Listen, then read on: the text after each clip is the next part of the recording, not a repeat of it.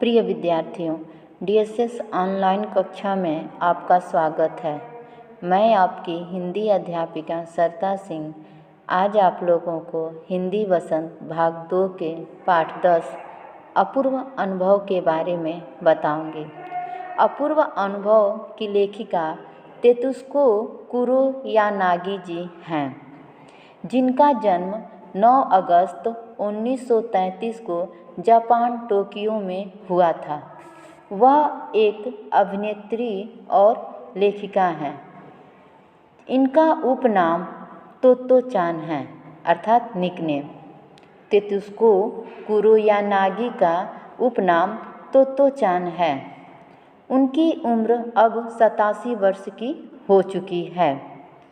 अब हम अपूर्व अनुभव के सारांश को जानेंगे।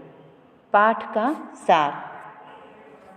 अपूर्व अनुभव नामक पाठ में तोत्तो-चान और यासुकी-चान नामक 2 जापानी बच्चों के संघर्ष की कहानी है।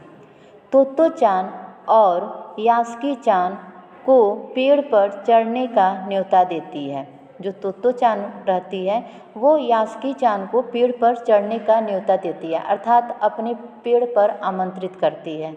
लेकिन यासुकी-चान को पोलियो है। यासुकी-चान क्या है? वो पोलियो ग्रस्त बालक है। इस कारण वह पेड़ पर चढ़ने में असमर्थ है। दोनों पेड़ पर चढ़ने की योजना बनाते हैं। तोत्तो-चान और यासुकी-चान क्या करते हैं? पेड़ पर चढ़ने की योजना बनाते हैं, लेकिन वे यह बात अपने माता पिता को नहीं बताते। तोत्तो-चान अपनी माँ से झूठ बोलती है कि वह यासुकी-चान के घर जा रही है। वह यासुकी-चान को स्कूल में मिलती है।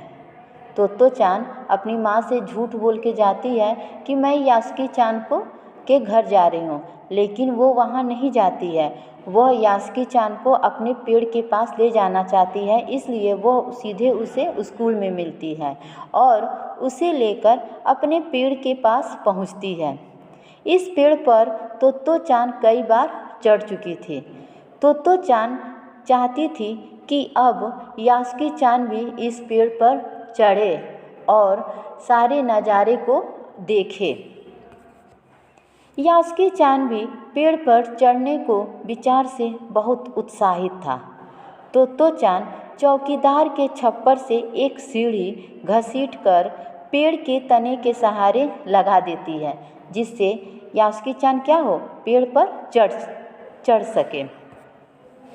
वह यासुकी-चान को पेड़ पर चढ़ने की कोशिश करने के लिए कहती है।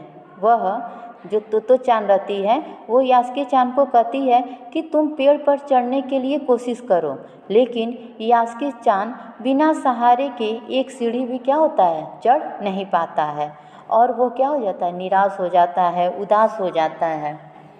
तोत्तो-चान उसे चिढ़ाती और हंसाती है, जिससे वो क्या हो?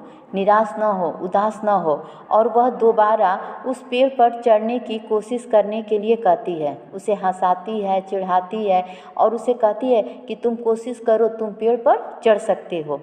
अब वह चौकीदार के छप्पर से एक तिपाई सीढ़ी ले आती है। इस सीढ़ी के डगमगाने का डर भी रहता है। जो तिपाही सीढ़ी रहती है वो क्या है? वो हिलता डुलता रहता है, तो उससे डर भी लगता है कि कहीं उससे चढ़ने से कहीं कोई गिर न जाए। तो इस सीढ़ी के डगमगाने का भी डर उनके अंदर रहता है। यासुकी-चान फिर से प्रयास करता है। भयंकर गर्मी के दिन में वे दोनों संघर्ष करते हैं। जब तोत्तो-चान यासुकी-चान को अपने पेड़ पर चढ़ाती है, उस समय क्या होता है? गर्मी का दिन रहता है, बहुत भयंकर गर्मी रहती है। सूर्य की रोशनी उनके सामने क्या होती है? पड़ती रहती है। तोत्तो-चान किसी भी तरह यासुकी-चान को पेड़ पर चढ़ाकर नई नई चीज़ें दिखाना चाहती है। वह उसे हर सीढ़ी पर चढ़ने में मदद करती है। जो तिपाही सीढ़ी रहती है उसके हर सीढ़ी पर चढ़ने में तोत्तो-चान यासुकी-चान की क्या करती है? मदद करती है। यासुकी-चान भी पूरी शक्ति लगाकर पेड़ पर चढ़ने की कोशिश करता है। आखिरकार वह पेड़ के पास तक पहुंच ही जाता है। आखिरकार वह सफल हो जाता है और वह पेड़ के पास पहुंच जाता है।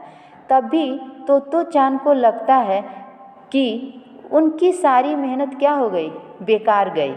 यास्की चान पेड़ के पास तो पहुंच गया, लेकिन पेड़ पर चढ़ नहीं पा रहा था। जो यास्की चान था वो पेड़ के पास तो पहुंच गया था, लेकिन वो पेड़ पर क्या हो रहा था, चढ़ नहीं पा रहा था, क्योंकि वह एक पोलियोग्रस्त बालक था। तोतो चान उसे पेड़ का सहारा लेकर लेटने को कहती है। तोतो चान जो रहती है वो यास्की चान को कहती है कि तुम पेड़ का सहारा लेकर वहाँ लेट जाओ। वह उसे पेड़ की ओर पूरी शक्ति से खींचती है। उसके बाद तोतो चान यास्की चान को अपनी शक्ति के अनुसार उसे पेड़ की तरफ खींचने लगती है। यह खतरे से भरा काम था। दोनों की इस स्थिति में देख कोई बड़ा व्यक्ति भी डर जाता। जैसे ये दोनों एक दूसरे को सहारा दे रहे थे और पेड़ पर तोतो चान यास्की चान को ले जा रही थी, अगर कोई बड़ा देखता तो वो भी क्या हो जाता, वो भी इससे डर जाता। लेकिन यास्की को तोतो चान पर पूरा विश्वास था। लेकिन जो यास्की चान था उसे तोतो चान पर पूरा विश्वास था। अंततः तोतो चान यास्की को पेड़ पर खींच लाने में सफल हुई और वे दोनों बहुत खुश थे। जब तोतो चान यास्की चान को अपने पेड़ पर ले आती है तो उसके बाद वो दोनों क्या हो जाते हैं, खुश हो जाते हैं। वे काफ़ी देर तक पेड़ पर बैठे इधर उधर की बातें करते रहे। उन्हें सभी पेड़ गीत गाते लग रहे थे।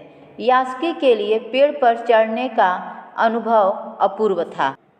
ये था शीर्षक अपूर्व अनुभव का सारांश। उम्मीद है कि आप लोगों को सब समझ में आया होगा। अगले वीडियो में हम इसको पढ़ेंगे और इसकी व्याख्या करेंगे। धन्यवाद।